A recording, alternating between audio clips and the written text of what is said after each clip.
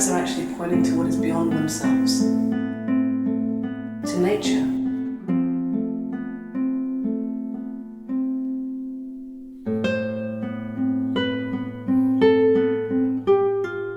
It doesn't depend on any particular experience or any particular understanding. It is anyway, radically, rebelliously.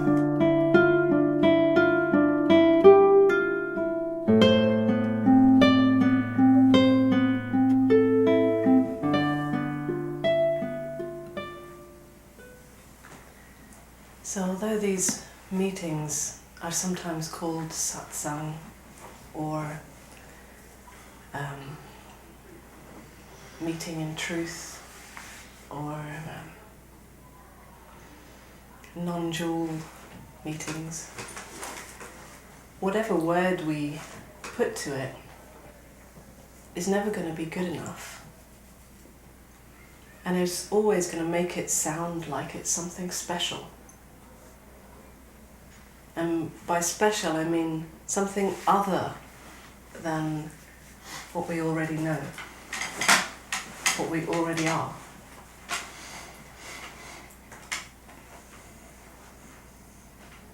That seems to be the nature of words.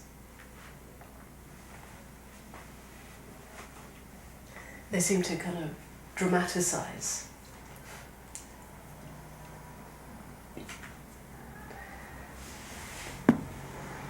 So, saying that, perhaps it's possible to just take the words lightly. Perhaps it's not, but maybe it is. And if you take the words lightly, without really trying to analyze what they mean and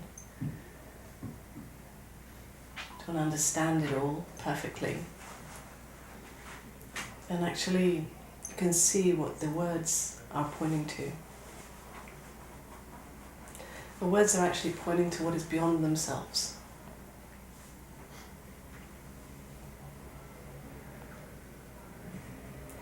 To nature. Your nature. So it's nothing special. I mean, it's nothing other than what you already are.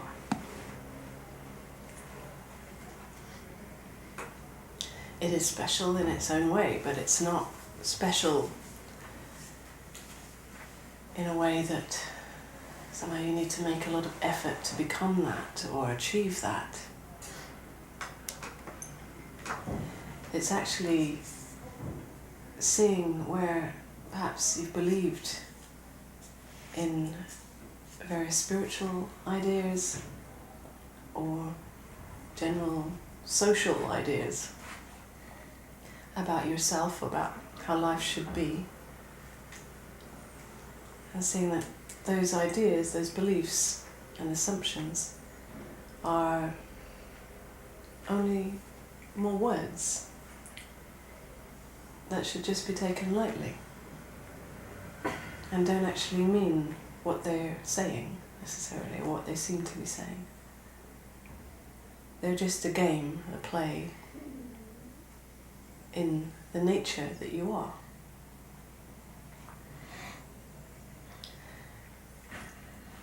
And I'd say that most people have some kind of sense of either not fitting in to this strange life, or a sense that it's all a little unreal in some way, or some kind of joke.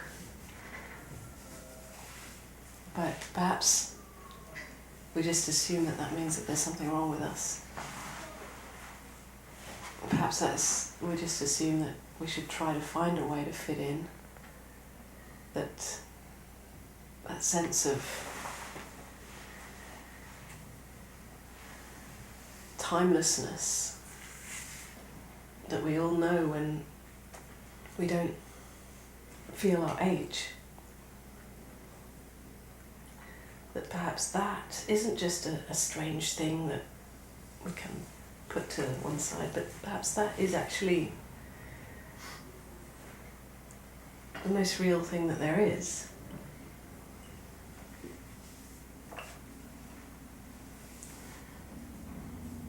That nature that is beyond this whole game of you and me and this and that.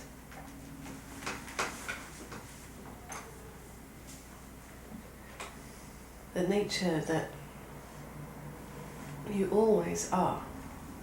Whether you think you know that, whether you think you understand that, whether you think you live as that or experience that, you always are that, because it's bigger than who you think you are.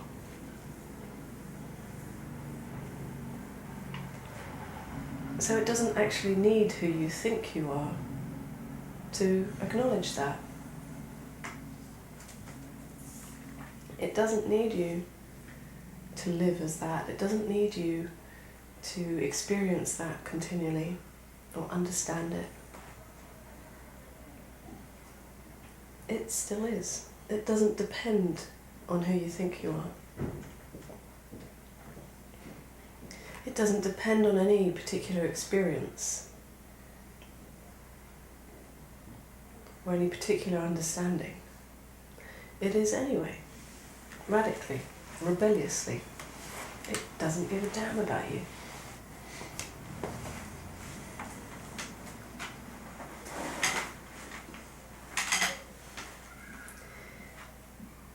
It is timeless nature, aware of everything that's happening, untouched by anything and everything.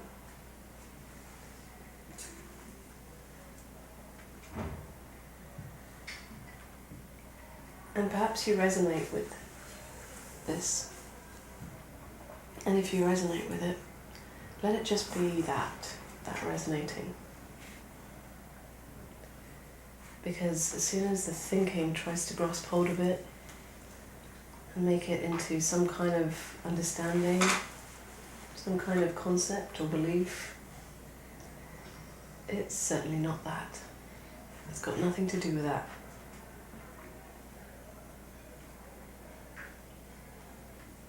It doesn't need to be understood.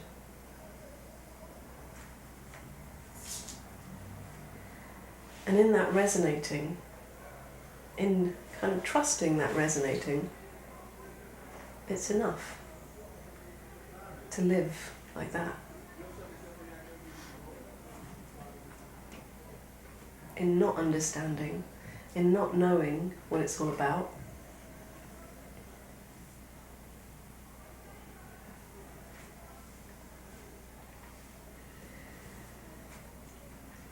letting it live you effortlessly. In fact, it already is, even if you think that you're making effort.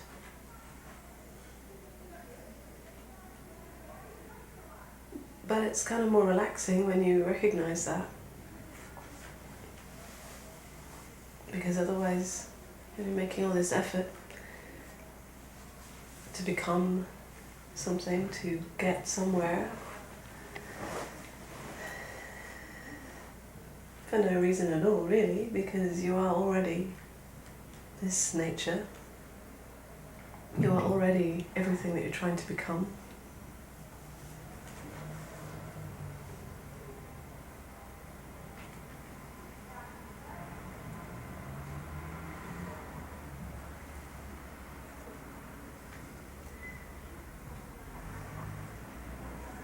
So it's seeing where thought tries to make effort, imagines that I need to make effort. I need to become, I need to do. Just seeing it. You don't need to do anything about it, just seeing it.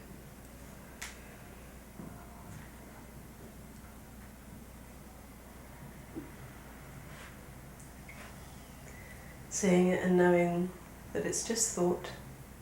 It's just thought doing its job. trying to help, trying to fix, trying to do. That's what thought does. But who you are, nature itself, life itself, is simply aware of thought as it tries to become what you already are. Ridiculously, really. But it's innocent, it's only trying to help. So it doesn't need to be changed or stopped. It can go on innocently trying to help. And you, nature, life itself, just sees it.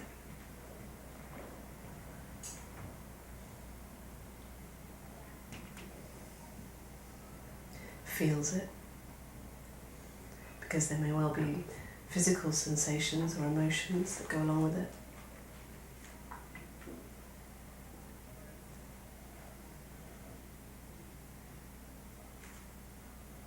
As if there's some need to make effort.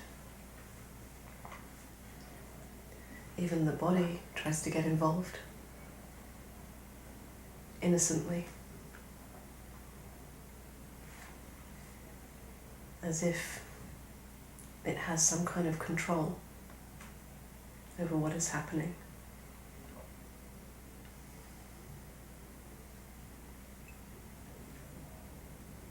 As if it can prevent the inevitable.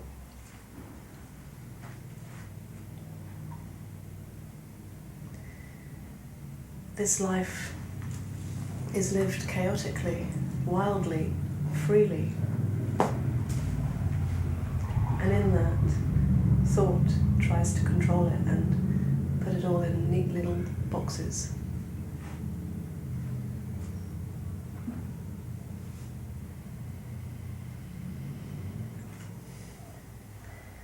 But when you see that it's just thought, innocently trying to help, then you don't have to take it seriously. Who you are, life itself, can never be fit into a neat little box. You are too free.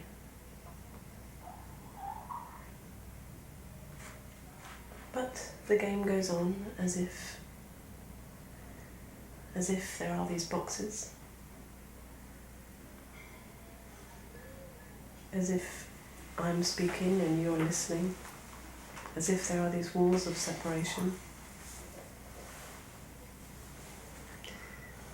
But when you see that it's just a game,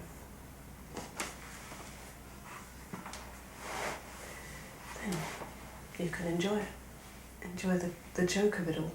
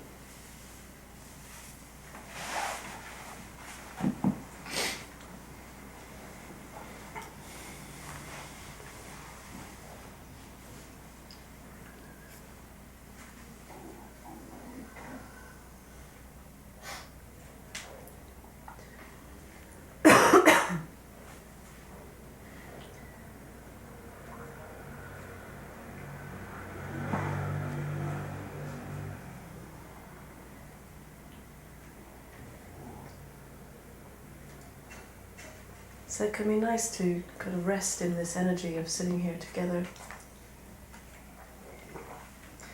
There's a kind of, perhaps a break from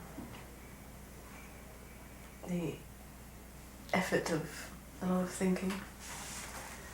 But let's also use this opportunity to investigate what is true, what is real together.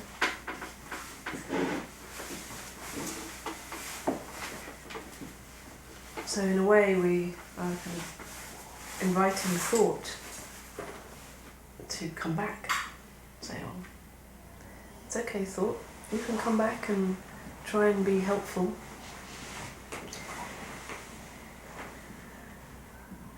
Because it's thought that has the questions, it's thought that has the apparent problems, it's thought that thinks it needs to be understood or got in some way, achieved in some way. It's thought that wonders how to live as this. And really, these meetings are for thought.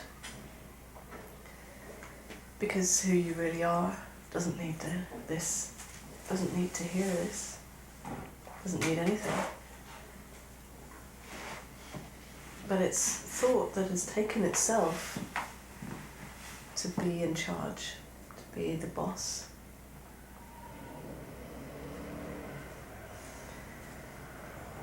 So it's thought also that kind of needs to see that it's just a tool, a servant. So I invite you to question and share and explore and investigate.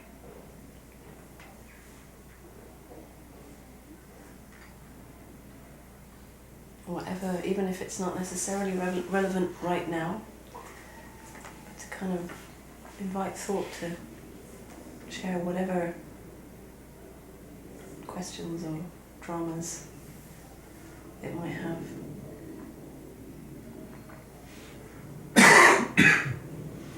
I'm not saying that there'll be any answers, but together we can explore it.